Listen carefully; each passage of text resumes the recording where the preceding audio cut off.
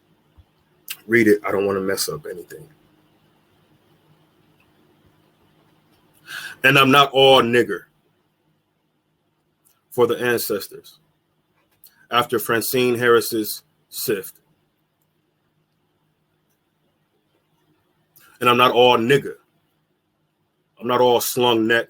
I'm not all rope. I'm not all broke back. Not all pop, not all headshot, nor jailbird. Not all whistle at the white girl. I'm not all meat slump. Not all cannon of teeth gliding across the Tallahatchie night water. Not all gun stipple and spilt blood. Not the boom with red smoke, breaking the body open with a new exit, wet already. And I'm not all body. I'm not all dead fruit, dark swinging in the tree breeze. And though that is my blood, I'm still not the blood on the leaves.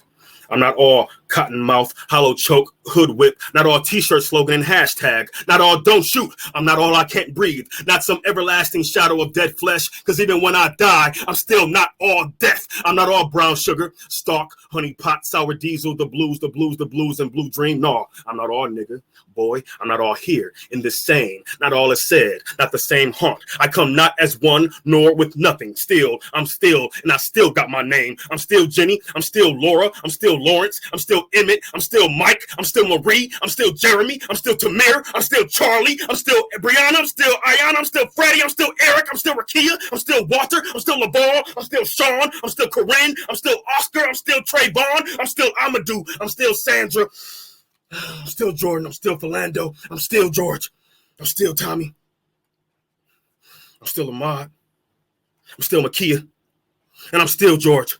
And my mama's still my mama. And my daddy's still my daddy. And these all still my brothers and sisters. And I still had my house. And I still had my job. And my room. And my school. And I still got my job. And my garden. And I still graduated. Remember? I still had a life before they took that. So when you tell the story, get it right. And take all my shit back.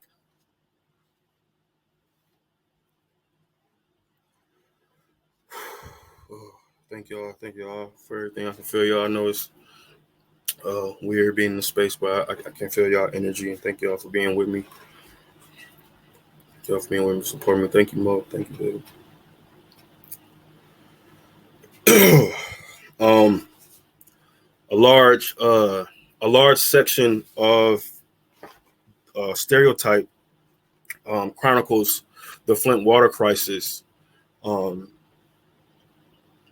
Or attempts to chronicle the Flint water crisis. I had to leave and start my PhD program in August of 2014. The water switch happened in April 2014. Excuse me. And so, and after I started my PhD program, I caught a case, a possession charge for like 1.7 grams of weed in Bloomington, Illinois.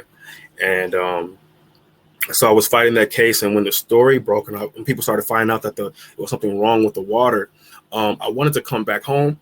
Excuse me, y'all. I'm sorry.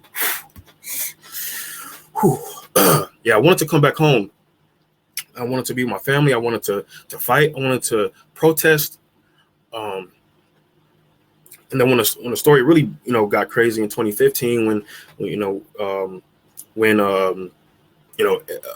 everybody, when the whole world knew what was happening in Flint, I had a second case came up with the resisting arrest charge, and they were trying to bring all these charges on to me, and everybody was telling me, no, stay where you are, stay in Illinois, don't come back here, you'll get arrested, you'll go to jail, it'll be more trouble, it'll be more problems, we need you there finishing your PhD.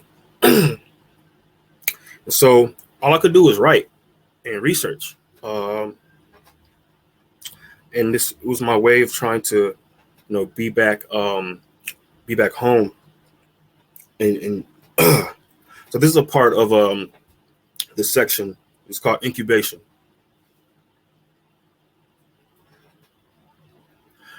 It is 2020, and the city of Flint says, don't boil the water.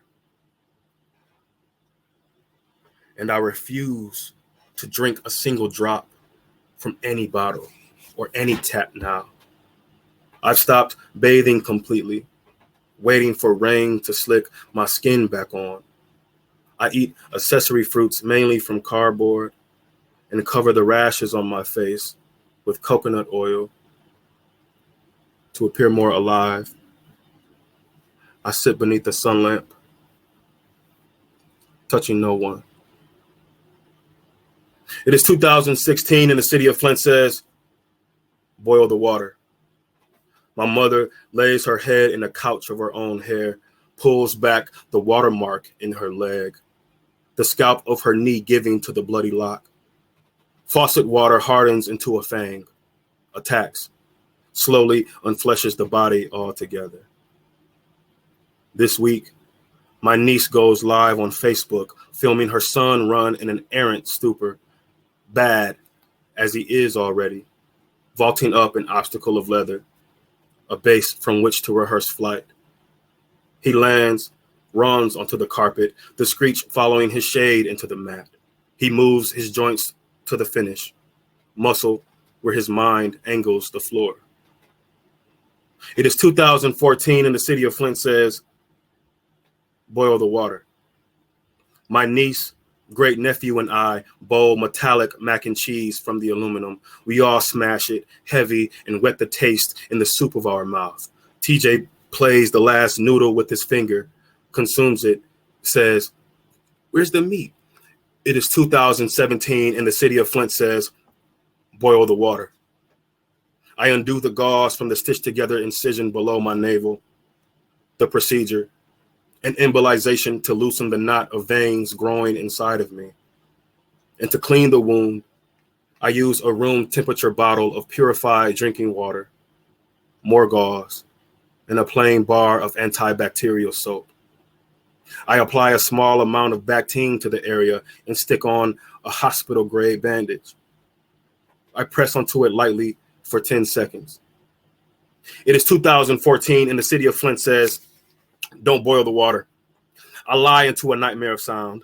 Again, there is no rest. The whole house and hood is washed in the voice installed in the part burn projects adjacent to the crib, tucked in the half of an acre. An alarm, a holler on blast every night from 10 p.m. until we all sleep it off. This lasts for a year, despite complaint. Another day starts like this, stretched by the mile of voice, sounding off from the intersection of Pearson and Cloverlawn, throwing itself to the undead, which lay some distance elsewhere.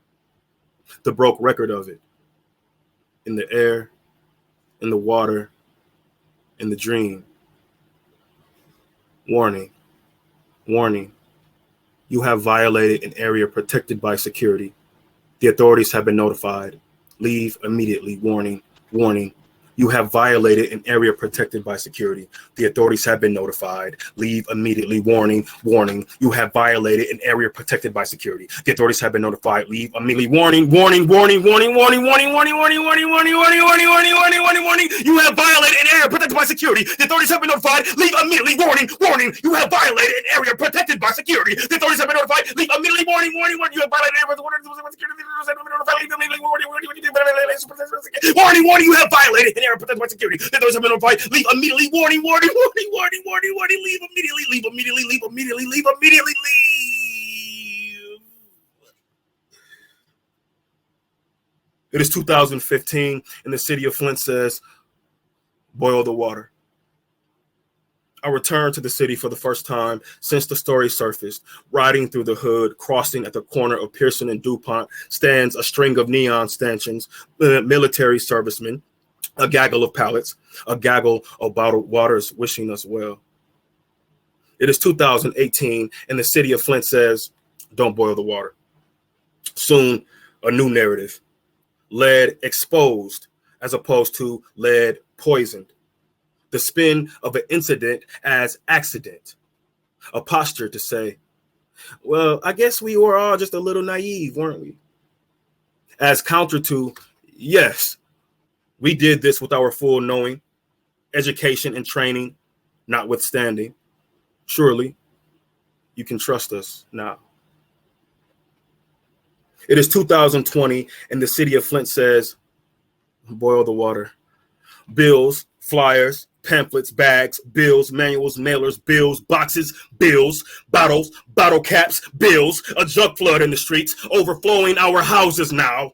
Every piece of litter and literature yelling, consume, consume. It is 2019, and the voice on the radio says, have you or your family been affected by the Flint water crisis? Does your child's blood level show evidence of lead poisoning? Have you noticed any rashes or developmental issues in your child? If so, you may be eligible to file a claim and receive compensation for you and your child's suffering. Please call us at the law offices of. It is 2015, and the city of Flint says, boil the water. My boy Q posts a picture of his back bubbling with fissures in an even spread. Having bathed in the city's northeast waters, the contagion carries itself into the host, bearing witness to a feast of skin and other soft metals. Thank y'all. Thank y'all, y'all. Thank y'all so much. Whew, I should hold that in. Thank y'all. Thank y'all so much. Whew, thank y'all for being here. Thank you, Mo, for joining. Won't he do it? What? Who just happened? I'm gonna let you take a beat because we're all feeling the rapture. I really feel like you are a tsunami. Just you yourself, your ability to be in touch with the emotional immediacy of the work, of the language, and also being able to see you translate that onto the page is masterful. So thank you. Thank you. Giving us the performance. You know what I mean? So not just reading the poem. You gave us a performance, child. I mean, I reckon it felt like a sermon to me. Oh, that's a blessing. You blessing me right now. Thank you. For real. For real. Whoa, so my first question for you. And a lot of this is, I picked like, these are the poems that like really stuck out. So I stuck with them for a little while, and you opened up with the one that like I kept coming back to. So when you say, come guillotine, come gallows, come gas-soaked pyre, the first thing I thought of is Natalie Diaz's question when she asked, when you're writing, who are you trying to save and who are you trying to bury? And I read that piece and I was at an impasse. So looking at the beautiful language, the poem, the landscape of language, the nod towards jazz and surrealism and Black arts movement that creates this Black martyrdom poem. Yeah. What would you say? Who are you trying to save with this poem? Who are you trying to bury? Oh, goodness. Such a great question. Such a great question. Thank you so much. That kind of conundrum, that ambivalence that I think is embedded in that martyrdom piece, it is to strike that thing, right? Because it's like it's asking for it, it's welcoming. When I was writing that piece, I was working through some of the issues I was, kind of studying, like, Black folks, some of the first people to die for Jesus. Let's be real. It really was, and so this question, right, who you trying to save, who you trying to bury, I mean, it's taking me right straight there to the meat or like the writing that tension that I was, considering at that time. And, and that's a tough, it's a tough question to try to approximate, because I think, essentially the voice is asking to be buried. Right, the voice is asking, yes, kill me, right? And also what was coming up from studying how martyrdom was, really taken on by, Africans, quite heavily, right? And the way that it was configured, right? It was like, if you read any kind of martyrdom story, or any kind of passion story, right? The people ask for it. Right. But that's that same kind of stereotype that is turned as like, like now in present, our contemporary moment, where it's like that we see constantly people being martyred, right, in this, for the sake of, right, who knows what at this point.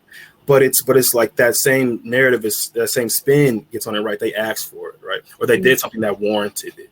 Right.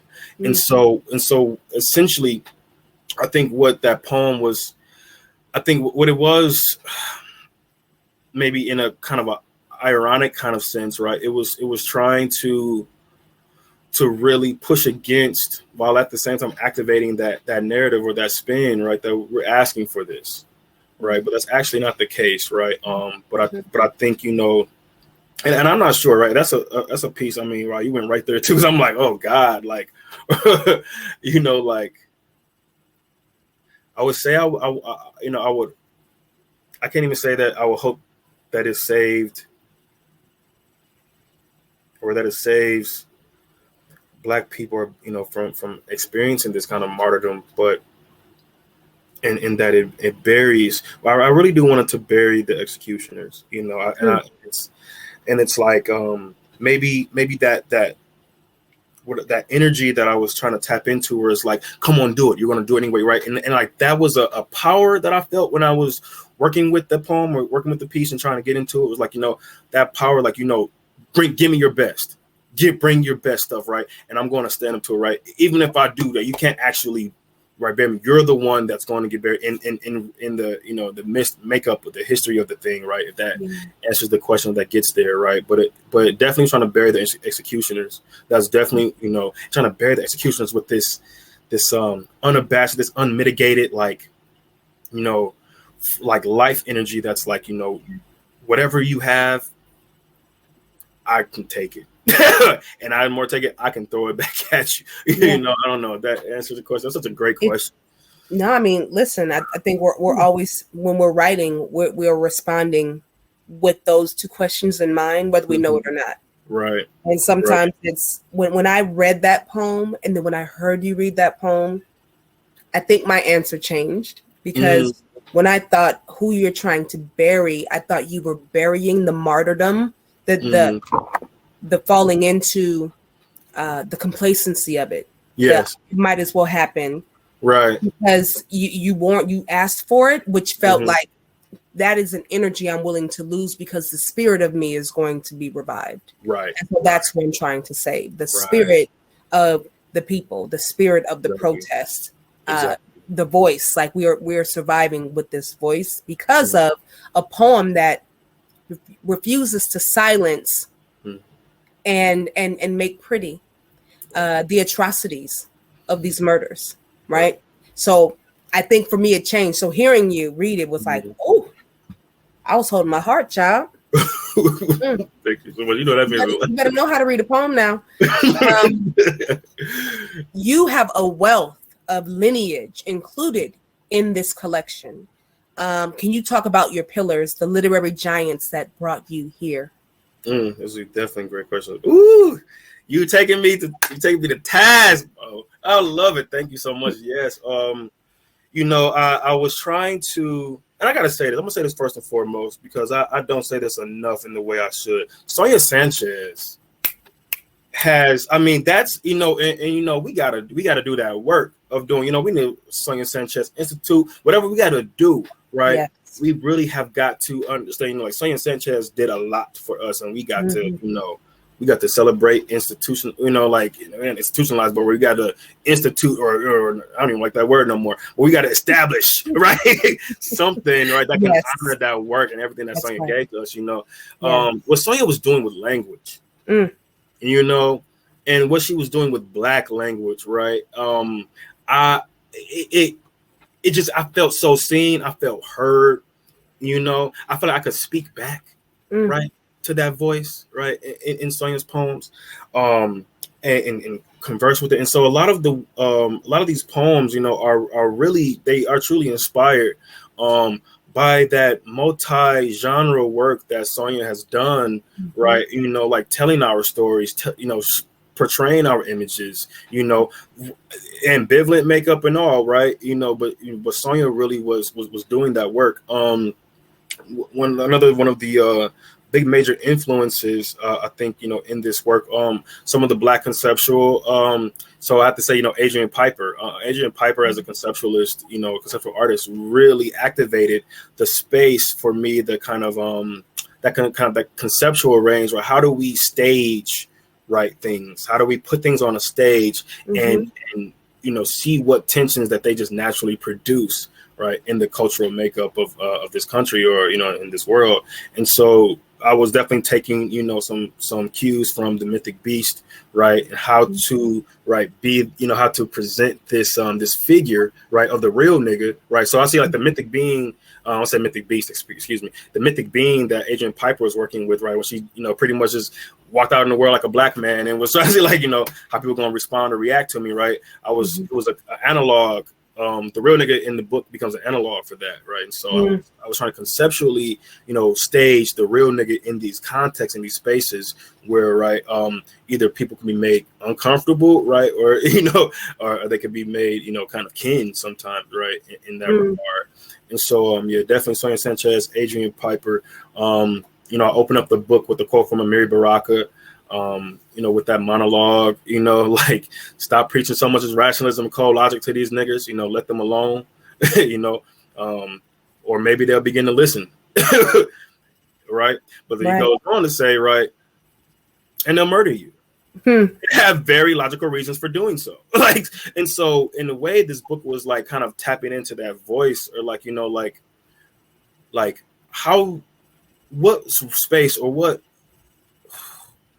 access to logic, to the conceptual, where Black folks afforded to have, right? We already know it was fraught already, but then now in our contemporary moment, I'm like, we have access to much more of the logics of the system and the machine that we're into, right? We understand that logic a lot more, right?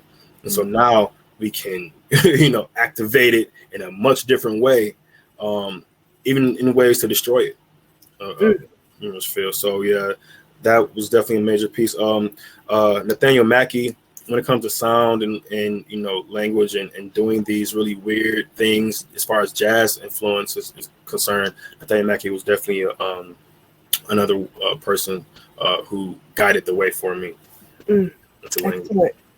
And I love that you brought up Amiri, because he's my next question. When you were reading, I hear Amiri Baraka. I hear the tonality, the jazz scat, very much Sonia Sanchez, very much Amiri Baraka. When you are speaking, I hear James Baldwin sermoning. When you are thinking about intentional healing, which is what I believe these poems are guiding us towards, they do the hard labor of showing us the problem, showing us the symptom, and then pivoting towards an intentional healing. What writer, artist, ancestor is speaking to you, is speaking through you?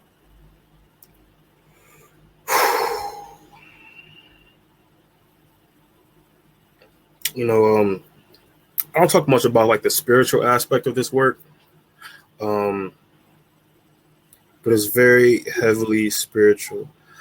And sometimes these voices are coming from places that have no name,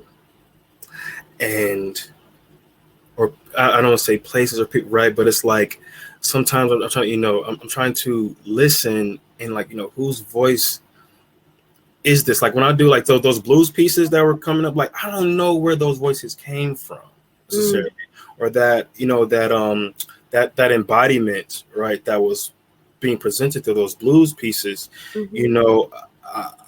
all I know, I was listening to Gil Scott-Heron, and I think that definitely was one of the ancestral voices that is coming through. Gil is coming through strongly in a lot of these blues pieces.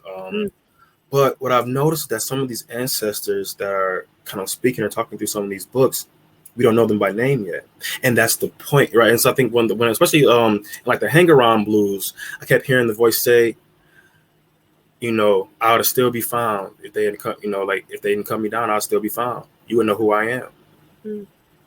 And oh goodness, you hit me right there, right? And so it's that was one of the things, the experiences with writing this book, that I'm like, I can't say who's speaking all the time, but I know they're speaking, and they have a lot to say, right? Yeah, and it's that, and it's also, I think it's a pushing to actually discover, right, those ancestors that we haven't named yet, or we don't have names for yet. And I think those are the spirits, those are the presences that are making themselves most readily available. Thank you so much. Oh, so good questions. Woo! I knew it was gonna be a lot. That's how I was like, oh, let me get ready. You ain't gonna play with me. But Look, I'm not gonna leave you astray now. I got like you. What I love about poetry specifically is it can be academia all day. That's great and that's fine, and there's a place for that. Right. But what I've learned is if academia does not allow a healing for a people that has been disregarded, right, disrespected, right, diminished from those spaces, then I don't want it. Right. So like we can have these conversations. We can have the same conversation that they have in the barbershop with the same intellectual capacity that they have in these classrooms. The reality is you will find a solution in the barbershop. You will have reactions in the barbershop. You will have a resource package in the barbershop. In the classroom, that may not always be true depending on who your educator is, who your professor is. You might just have somebody who's lecturing and asking you to memorize. Right. And that is why these questions are necessary for me, because you are not just the professor, but you are the blueprint maker, right? Stereotype is a part of the landscape of our being. From here on out, there will never not be a world in which this book doesn't exist to keep us free. And so when considering the emotional immediacy of stereotype, we did. That's the word. The way you position these poems as prayers, slang, spiritual, and familial conversations, it's literally, it is tethered into an otherworldliness for me. Can you talk about the alchemy of stereotype? What was the process from the beginning to the final edit? Yeah, that was a lot. I started writing this book in 2014, I think. So this book ain't let me go, and that's all I know. It is something very, very spiritual, and it's something kind of otherworldly. Because and the thing wasn't finished. I'm like, some of our starts, I was like, I'm not finished. So when I lost the first publisher after it being out for a year, it was like, no, it's some other work to do, some more work to do, right? But where I started Stereotype with that ritual. And so, right, and it was a ritual that was informed by my process of identity making, right, here in Flint, Michigan, from me being a little boy, right, and realizing that, and going to that point, at what point in time did I become, or did I want to become a real nigga? And going back and seeing what that process was like for me, right? And there's this issue like these mirroring, right, processes where I'm just like mirroring or reenacting, right, what I see other people doing, or this is how you carry yourself like a black man in the world. Okay, I'm gonna carry myself like this, or I'm gonna try to mirror that, right? And so what I was trying to do with that ritual was, with invocation of the sacrosanctus, is I hold the nigga in high regard. Actually, it's the word itself. It's an alchemical word. I call it the N word a conjure word.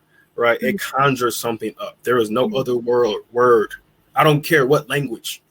There is no other word on the face of this earth that has the energetic, just makeup and genetic code of the N word. There's no other word in this whole entire galaxy, right? So a lot of it was kind of an investigation of what are some of the psychic, the spiritual, the emotional currents of that word, and how does it affect us, and then how do we perform it? And so I was trying to use that piece of invocation to break down some of these stages, or these performative elements or qualities that I studied myself. If I want to act like a homeboy, hey, what's up, my nigga? I learned how to do that. I learned how to navigate in that way. And so in creating this ritual that literally tells you just to kind of act like a stereotype, right, and then not die, right, and go into the world and be this, and then come back and then write something that will keep you alive. I think that's where I kind of started off. You know, at first I was, you know, the Boondocks was a inspiration for me as far as like thinking of like, you know, some of the like the concepts they would come up with, like nigga synthesis, nigga, like a nigga mom, you know, these things. You know, it was really kind of interesting. But I was curious about like, no, this is an actual real sociological thing. You know, this is a real practice. Right. But I was trying to do that stuff. And then before I know it, I was just trying to, you know, think about these moments of precarity, you know, like when, you know, having, you know, being, you know, embodied, you know, as a Black person, there are these near-death experiences that you literally run into on a day-to-day basis. And so part of the alchemical, you know, range of stereotype was trying to pinpoint, put a finger on those precarious moments and instances, right? And then, you know, try to, you know, put them on stage, right? Put them on a stage. So, you know, how a conversation can be dangerous was, you know, some of the things, right? You know, like these banal things, seemingly banal things, but for Black embodied people, right? A conversation can actually mean life or death. Yes. You know, going to the store to get a couple loose cigarettes can be life or death. Going, you know, and so it's like I was trying to like at every turn, like what are these turns? And now, you know, and then thinking about being in Flint, you know, and because I was writing stereotype before the water crisis stuff happened, but I'm like, after the water crisis started, I was like, oh, this is another near-death thing, right? Now people are dying from Legionnaire's disease, and there's E. coli in the water, and there's total trihalomethanes in the water, and then nobody put no orthophosphates in the system, which would have kept the lead from breaking down into the pipes. Now we've got lead poison. Now it's a 58% increase in special needs education students in Flint. Like what? And then it's that moment I've been really invested in is, you know, here in Flint. So it's like when you get ready to brush your teeth, you're ready to stick that toothbrush under the faucet as anyone normally would. But there's that moment of hesitation where you pull it back like, no, I can't do that. Wow. I can't do that. I can't brush my teeth with this water. And so it was like those moments where like I was trying to highlight in the sense of, you know, investigate, right? You know, put a light on these precarious corners of Blackness that are, you know, have been kind of shadowy or covertly, right, operating. Yeah, we stopped talking about it. You're right. Absolutely. It became very convenient. And they're still fixing stuff. They ain't done. Damn. I really appreciate the fact that you were able to name the small violences that can really end a life. And I mean, I'd even like to add, there's this study that happened when they were asking folks if they wanted to go back to work, and like the number of Black people who just felt like their mental space was it was in danger by going into the workplace. And people are like, what's everybody misses work, and they're like, I actually don't. I don't, because the kind of wear and tear on my emotional just to get into the office, and then I get there and y'all mistreat me, you gaslight me, right? I don't know. I'm doing more work, I'm more productive, and I'm happier not being in your vicinity. Right. Exactly. So the numbers are showing Black people don't even want to go back into the office because that too is a violent space. Exactly. And then the issue of this labor, how labor then is this and it's always been dangerous. Labor's always been dangerous for Black folks, right? That was maybe one of our first kind of dangers, but that's completely indicative of this. And I think so. One of the things you said something about the healing that was trying to take place, or in the book, or how the book is trying to, also offer these healing properties or possibilities. And it is something about that I started to notice a stereotype, which is, we know that the truth does heal. It just does. It just does. Even if it creates like a little bit of a dehiscence where like a wound opens up again, and but it has to heal correctly, right? Sometimes to heal, you gotta, take a wound that you thought was closed up, and you gotta, because it didn't heal right. Right. And so that's another one of the things I think, it's like these things like, a thing that we thought was healed or thing we thought was over, like the blues, like everything the blues used to connotate, right? We're thinking that's over, we're thinking that's healed, but no, some of these blues, like the blues pieces was like trying to open up that wound that has not healed correctly, so that you can heal properly, right? And, you know, in the mind. You better have us healing properly. All right, this is my last question. How do you feel? You've done amazing. Thank you so much. I feel all great. Right. I got one more question. Okay. It's not a doozy. Don't hurt me now. Don't hurt me now. Writing about loving the Black masculine body is a mighty feat, and you show us it's possible. The various voices, the various tones, the complexity all rely on your precision to not cut corners when considering heartbeat, specifically a Black boy, Black male, Black mask heartbeat.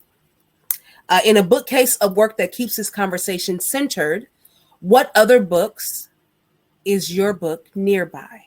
What other books is your book being studied with, especially when understanding the Black queer self? I thought you say it wasn't a doozy. I said, don't hurt me. That's like a really nice way of saying, who would you like to go to dinner with? I know.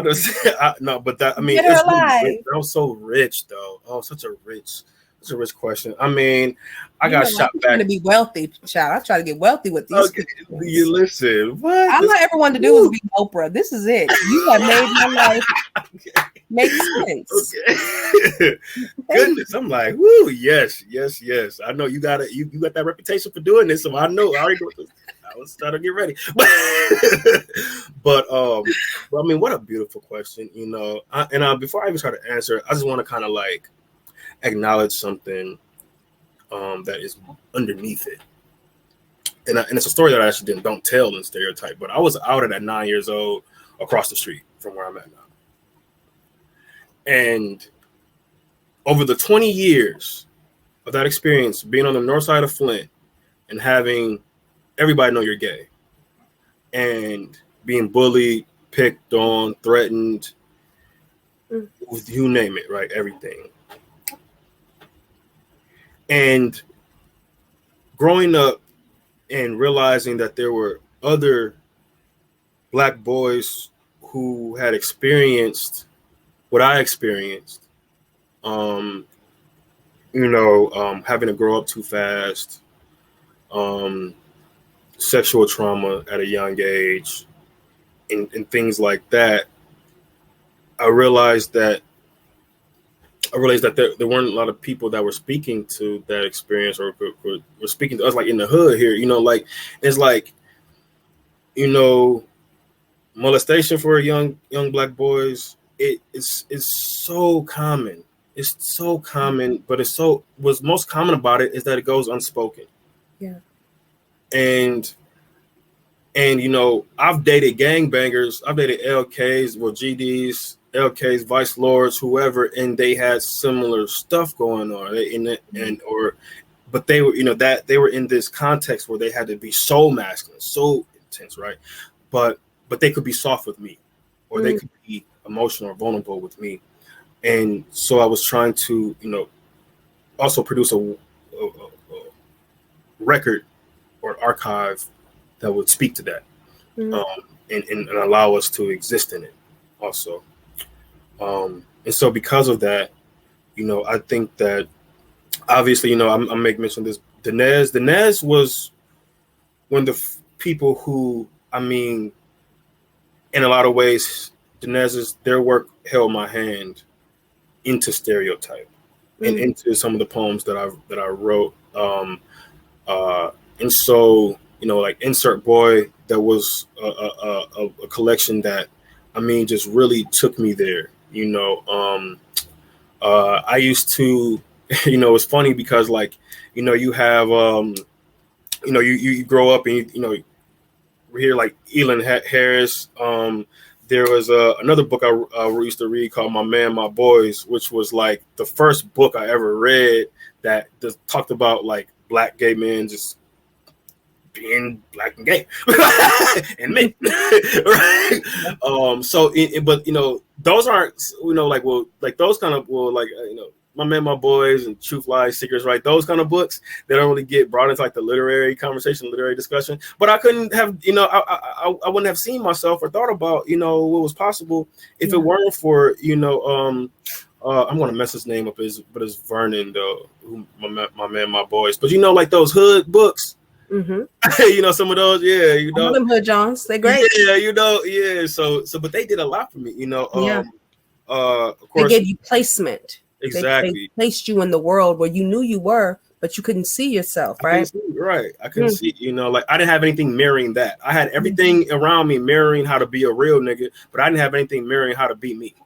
Come on, say it again. So like, and so that was the definitely the thing. But definitely Darnell Moore. You mentioned James Baldwin earlier. Definitely Exis Hempfield, his work, and then there's somebody. Okay, so Bell Hooks. Was the Courage to Change? I don't think somebody gifted that to me, and it kind of made me think about like masculinity and love in these kind of ways, and so I think that's sometimes what I try to attend to, right, in some of these poems that are dealing with these cross sections of queerness and Black masculinity. Like how do we develop the capacity to really just understand, bring a compassionate, affectionate, kind of relationality into some of these exchanges and the way we see each other, also the way we see ourselves. And so, those are definitely, there's a lot of gay rappers too that helped me out. A lot of gay rappers with that. Earth Tone, my man Corstax, a lot of that stuff. The movie, like filmmakers, like Brother to Brother. I saw Brother to Brother when I was like 16 years old. Anthony Mackie in there playing a gay artist, and I'm like, what? Like now I see Anthony Mackie, I was like, I remember Anthony Mackie helped me to understand that. Oh, okay, I can do this. Right. I can be me. Yeah, do this. I can be me.